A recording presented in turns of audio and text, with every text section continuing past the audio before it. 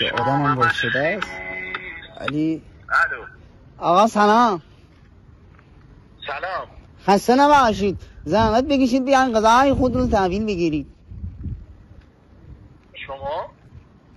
شما هم اگه کاپوچینو سفارش نداده بودین؟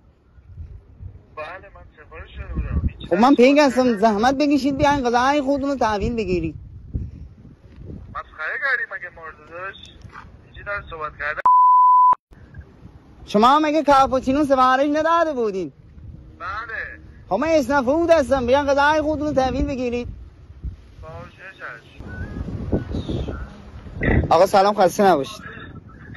الو سلام، خسته نباشید.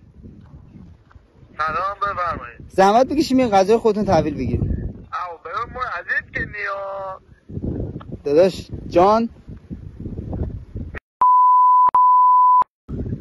یعنی چی؟ میگم بیا غذای خودتون تحویل بگیر. من الان میگم غذا رو تحویل میگم باید شما دوشم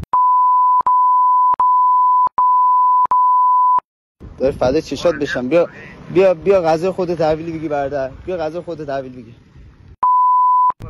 خدا. الو آقا بس چرا شما نمیای پایین؟